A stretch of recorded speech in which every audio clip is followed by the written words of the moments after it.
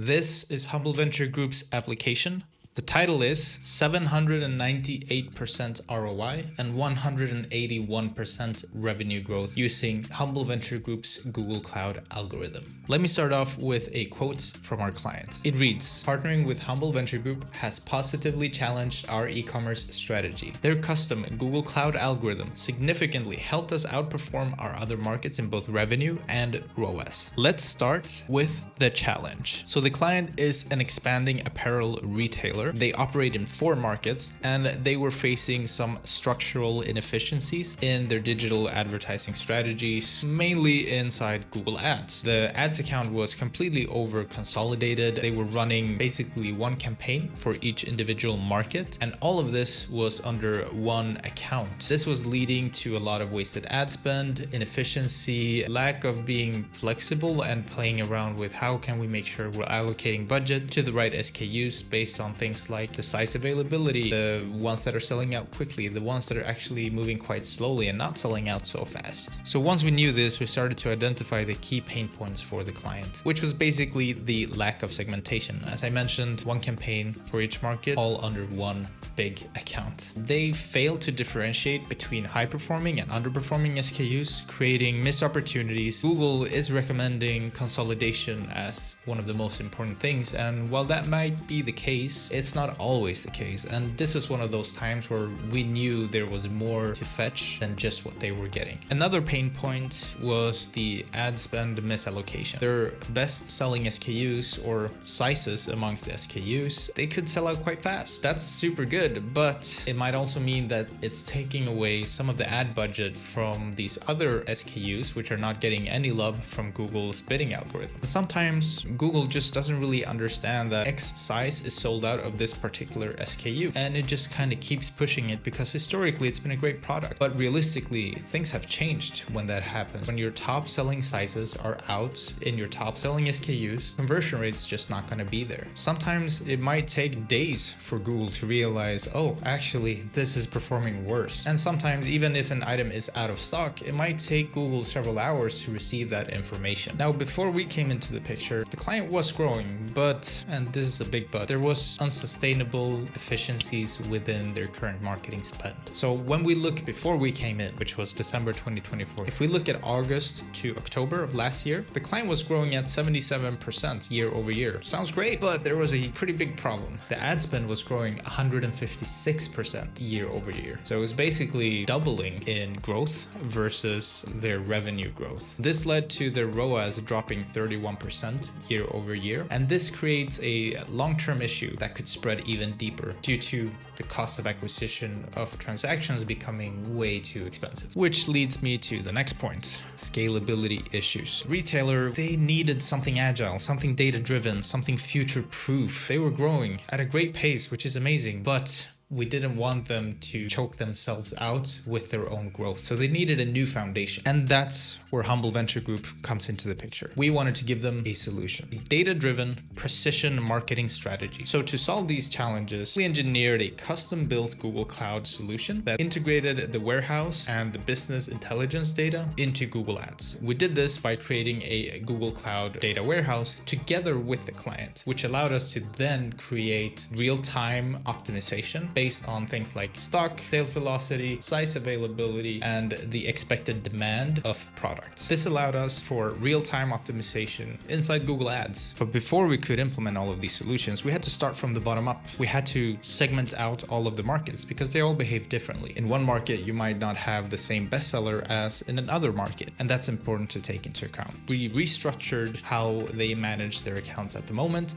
segmented out the campaigns granularly based on the algorithm's outputs, broke out those accounts for each individual market with their unique inventory performance in mind. Once we did that, we plugged in our custom Google Cloud algorithm output based on the data that we had from their backend. This allowed for the real-time warehouse data to be streamed into Google Ads, which then generated much better automated bidding based on those stock levels and size availabilities and the predicted sellout dates. And this opened up possibilities of redirecting ad spend from the best sellers, which probably required way less marketing budget to the slow moving inventory. That boosts the profitability in many ways because it clears the warehouse as well for more space to do more purchasing tests and finding what other SKUs can we buy. And all of that by simply doing the right things. And we didn't even have to increase the ad spend by more than before. So there were 3 phases to this. Number 1, restructure all of the campaigns. This ensured that the campaigns were based on the algorithm output and that the SKUs could move between the campaigns dynamically based on the live data coming from the warehouse and their business intelligence systems, as well as the expected and predictable output that we could get on things like when will the size sell out, so that we stop spending as much as we're doing at the moment. Phase 2, we deployed the Google Ads connection to Google Cloud, and the data-driven bidding took off from there with all of the real-time data coming into Google Ads. This allowed smart bidding from Google to be even smarter because now it had way more data points and it understood which target should I place on an SKU that might be labeled as likely to sell out soon, or popular sizes no longer available, or demand trending down. And once we've done all of those things, what's next? Hand this over to the client on almost a silver platter. That's the goal at the end of the day. Create a system for the client that actually works and creates some great value. Once we had done that and the collaboration was coming to its end for this particular project, we actually went over to more of a facilitation, training, and strategic support role, where we just guided them through how they could do this without our help. If we look at the results, they were pretty surprising, even for us. We implemented this, as I mentioned, somewhere around mid-December 2024. And we basically looked completely at January plus February. We're in March now.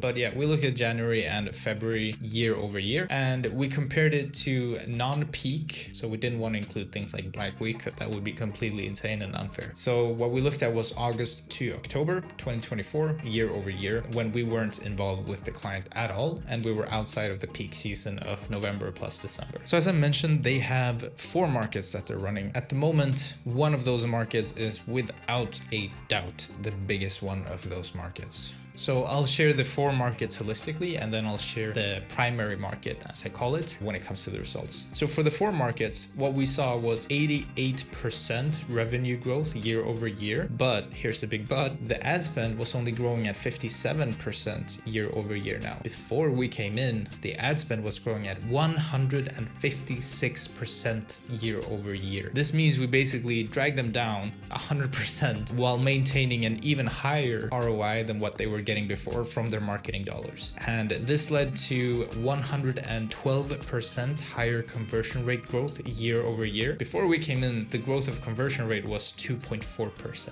Yes, I did not say that wrong. And finally, we made an improvement on the ROAS of 54.7%. It went from 5.3 to 8.2. That's pretty crazy. Now, if we look at the primary market, the results are actually even more staggering. For the primary market, the revenue growth was 181% year over year compared to the previous period that I mentioned, which was only at 94.6%. So that's doubling the growth rate. And here's another crazy thing. The ad spend was now increasing at 108% versus the comparison period where it was growing by 171%. So we've doubled their growth rate while almost halving the cost of marketing. And this led to the ROAS going from 6.2 to 9.7 in their primary market while maintaining an even better growth rate of sales. This led to 56.5% of improvement on the ROAS. As for the project itself, the ROI on this project for the client, when we calculated it only on the incremental revenue, not even on what's going to happen after this, just on those 2 months, the ROI is already at 798% for the client. And if we look just beyond the amazing results, there's a few more things that we actually help do with them. This will lead to a long-term, more effective way of buying media and buying transactions and results for them. But it also led to them actually being able to finally hire a full-time position to take care of their paid media strategies. And we actually got the opportunity to help that person out and hand over all of our notes, all of the documentation, so that they can take it over from now on. We want to do something so well that it creates opportunity for a company to actually hire a person full-time so that they can grow. We think that's amazing. And it's been an amazing journey to work together with this client so far. But if we work on a project basis, then what's next? Well, there is actually more to come with this client. Now the client realizes how much more there is to fetch and how much more efficient they can be and how much greater their reach can be when it comes to selling across these 4 markets. The next step is integrating their profitability data into their media buying, meaning that we will no longer be bidding towards revenue.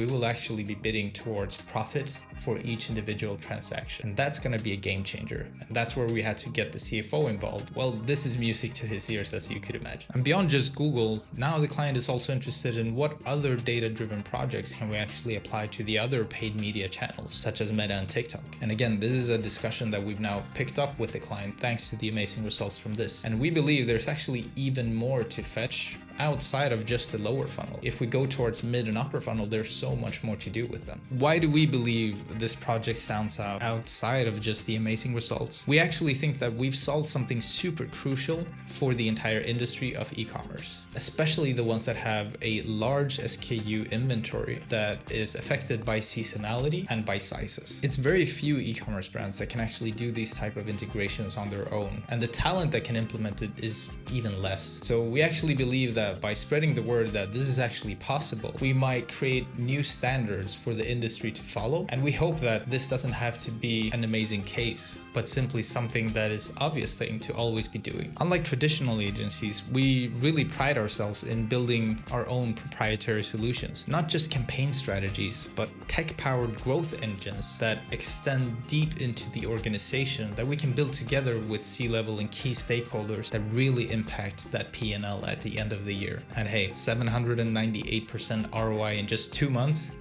that's not too bad either. So to wrap it up, I believe this could be a blueprint for the future of paid media. And together with my partner, Matej Benes, we've created this solution and we feel very proud of it. And this project shows what's possible when data, technology, and strategy truly align. By restructuring ad campaigns with actual warehouse data, connecting online and offline, we believe there's a huge potential here for a lot of e-commerce brands to actually grow in a sustainable manner, not to mention adding profitability on top of that to the marketing platforms. For retailers with large SKU inventories and seasonality, this approach is what we believe to be the future. We'll keep building on this and we'll keep trying to set new industry standards and, of course, crazy ROI results. So we hope you find this compelling for the Drum Awards, and crossing fingers that we get nominated and win. Thank you so much for listening, and everyone else, best of luck.